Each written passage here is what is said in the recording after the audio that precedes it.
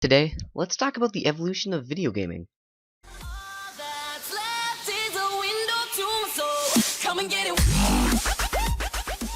Today we'll be discussing the evolution of video gaming and how our tastes have changed in video games throughout the years, and potentially predict our tastes in the future. But first, we have to find out where all this began. What was the origins of video games? There has been much debate on the very first video game released, primarily due to what exactly defines the video games.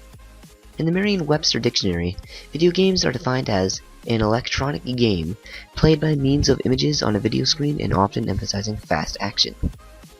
Using this information, odds point us towards Ralph H. Baer's Magnavox Odyssey.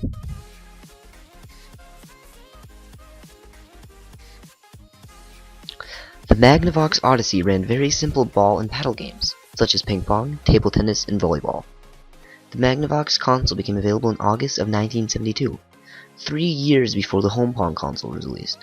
Though both were visually similar, the only major difference being that the Pong supported audio, whereas the Odyssey did not.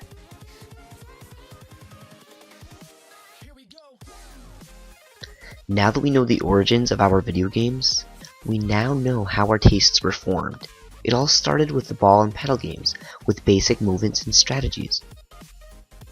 Now we will head into the 1980s, or what I refer to as the decade of more. Gamers truly wanted more games. More than anything else, we wanted more Mario. Out of the top 10 most sold games of the 80s, Mario games appear on the list 4 times.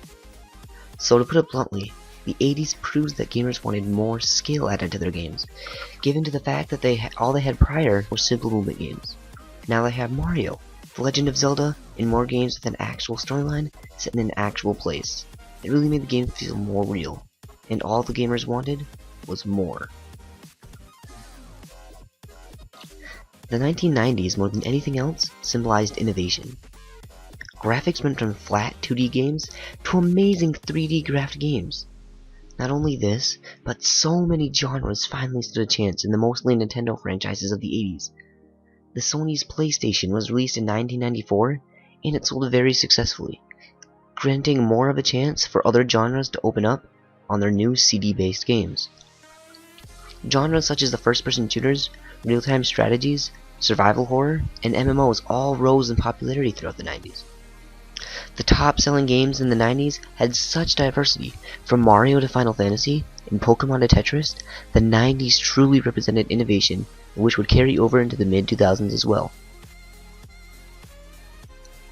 The 2000s welcomed a new company to the mix of major sellers, Microsoft and their Xbox. With initial sales not looking so hot, the Xbox wound up ranking second in overall sales amongst other 6th generation consoles, with the PS2 ranking first and the GameCube ranking third. Though the number 1 most interactive device of the 2000s wasn't released until the late 2005. The Wii was a massive success, ranking in over 76 million sales. And to put that into proportion, that is more sales than the entire population of Canada and Australia combined. Also in the mid-2000s, the other 2 7th gen consoles were released, the Xbox 360 and the PS3, though both not reaching the massive success of the Nintendo Wii. The 2000s weren't just about the Wii though. It popularized franchises that are still big to this day, including the Halo series, the Call of Duty series, and the Grand Theft Auto series. Now, heading into the 2010s, they were a time of internet access. With cloud saving becoming more and more relevant in 2015, it continues to work tremendously. Not only that, but most games nowadays are played online. Though as hardcore gamers, an unfortunate thing has become very popular throughout the 2000s, and that is mobile gaming. People nowadays consider themselves gamers if they can play Candy Crush Saga or Clash of Clans. But let's pretend that those games don't exist and continue to focus on console gaming. Throughout the years 2010 to 2014, the top 10 most bought games have always included a Call of Duty, a Madden, an NBA 2K, and a Just Dance game, showing that gamers are getting very repetitive. Leading to our final question: do we as gamers truly want new innovation? or do you want to continue playing these repetitive franchises? I want you to tell me what you think about this question in the comments below, and what you think the future of gaming has in store. And until next time, I have been Randoms Plays, and I hope you enjoyed your stays.